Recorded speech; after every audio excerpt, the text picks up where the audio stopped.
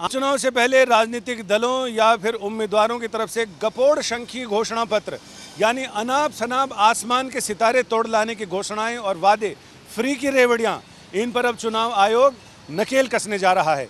निर्वाचन आयोग ने सभी राजनीतिक दलों को इस बाबत एक चिट्ठी लिखी है और इस चिट्ठी में बहुत सारी चीज़ें साफ हो गई हैं।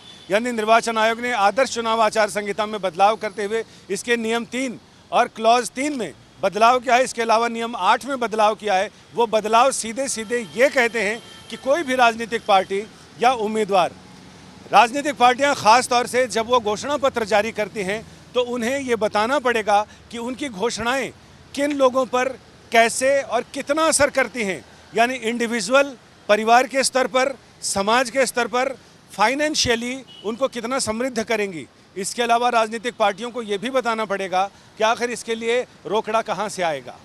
उनको ये बताना पड़ेगा कि क्या टैक्सेबल या नॉन टैक्स इसमें वो बढ़ोतरी करके इसका रेवेन्यू हासिल करना चाहती हैं इन फ्री की योजनाओं के लिए या इन योजनाओं के लिए। इसके साथ ही क्या वो कहीं से बोरो करेंगी, कहीं से उनका कर्ज लेने की योजना है, या फिर वो कोई नई तरह से उनकी कोई नई योजना है जिससे वो पैसे की आमदनी बढ़ाएंगी और उसे इन योजनाओं पर खर्च करेंगी। यानी कुल मिलाकर अब राजनीतिक दलों को फ्री की रेवड़ियां बांटने के लिए सिर्फ बगल में मुंह है इसलिए कुछ भी कह दिया, ऐसा नहीं होगा। उनको सारी रीजनिंग बतानी पड़ेगी। मामला सुप्रीम कोर्ट में भी चल रहा है। सुप्रीम कोर्ट में 2 जजों की पीठ ने मामले की सुनवाई करके ये कहा, चूंकि ये मामला संविधान से जोड़ दिया गया है याचिकाकर्ताओं और बाकी दूसरे लोगों की तरफ से, लिहाजा इसके बारे में अब बड़ी बेंच सुनवाई करे। तो अब शायद 3 जजों की बेंच इसकी सुनवाई करेगी। राजनीतिक दलों की तरफ से ये कहा गया, आम आदमी पार्टी ने इसमें कहा कि वो भी इसमें पक्षकार बनना चाहती है। कपिल सिब्बल ने उनकी तरफ से बहस करते हुए ये कहा कि ये तो संविधान में जो अधिकार दिए हैं, बुनियादी अधिकार, उन अधिकारों में शामिल है राइट टू एक्सप्रेशन। ये तो अभिव्यक्ति का अधिकार है। चुनावी घोषणा अभिव्यक्ति का अधिकार है, लिहाजा सरकारें या आयोग इसमें दखल नहीं दे सकता। आयोग ने भी उस समय कहा था, चूंकि ये मामला उससे सीधा सीधा जुड़ा है, आदर्श आचार संहिता का पालन चुनाव आयोग करवाता है, लिहाजा चुनाव आयोग को इसमें पक्षकार ना बनाया जाए। पक्षकार ना बनाए जाने की गुहार के बावजूद चुनाव आयोग ने जो चिट्ठी लिखी है वो अपने आप में बहुत कुछ कहती है।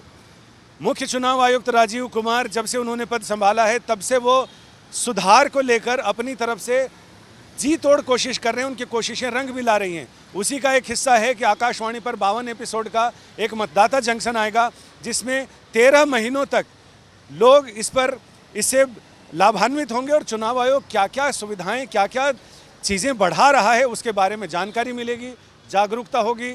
अभिनेता पंकज त्रिपाठी इसके ब्रांड एम्बेसडर यानी कहें तो आइकन बनाए गए हैं। इसके साथ ही मुख्य चुनाव आयुक्त ने जो चिट्ठी भेजी है उस चिट्ठी में पिछले दिनों की घोषणा के बाद उन्होंने साफ कर दिया है बहुत सारी चीज़ें पारदर्शी करने की ज़रूरत है। बहुत सारी ऐसी राजनीतिक पार्टियां जिन्होंने रजिस्ट्रेशन तो कराए लेकिन उनका मकसद चुनाव लड़ना नहीं बल्कि फंड इकट्ठा करना था, काले धन को सफ़ेद बनाना था। ऐसी लगभग 800 से ज़्यादा राजनीतिक पार्टियों पर चुनाव आयोग ने कुल्हाड़ी चला दी है, यानी उनकी मान्यता रद्द कर दी, उनको डिलिस्ट कर दिया है। यानी सुधार के काम और जारी हैं, लेकिन ये चिट्ठी अपने आप में मील का पत्थर होगी। न केवल पूरे देश में चुनाव के समय इन बेवजह के और बहुत सारे तो ऐसे जिसका हकीकत से दूर दूर तक लेना नहीं, उन घोषणा पत्रों से मुक्ति मिलेगी। जनता को अपनी पार्टी, अपना मन बनाने में आसानी होगी। कौन सी पार्टी कहां से रेवेन्यू इकट्ठा करेगी और कैसे करेगी, वो सारी चीज़ों की जानकारी देनी ज़रूरी है। आयोग ने पहले भी हाल में राजनीतिक पार्टियों को चिट्ठी लिखी कि उनके आय व्यय के बोरे सालाना ऑडिट रिपोर्ट उनको नहीं मिल रही है, जो मिल रही है उसमें बहुत सारी खामियाँ हैं।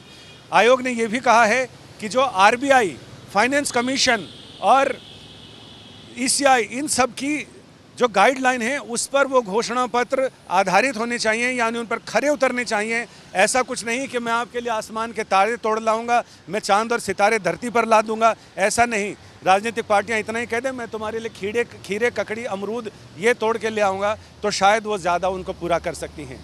सिर्फ वादे करने से नहीं होगा। वादे निभाने के लिए आपके पास जरिया क्या है, आपकी नीयत क्या है, आपकी योजनाएं क्या हैं, वो सारी चीज़ें अब जनता के साथ शेयर करनी पड़ेंगी। यानी पारदर्शिता, अब तक जो धुंधली चादर थी अब वो पूरी तरह पारदर्शी होगी। यानी ये बताना पड़ेगा और करके दिखाना भी पड़ेगा।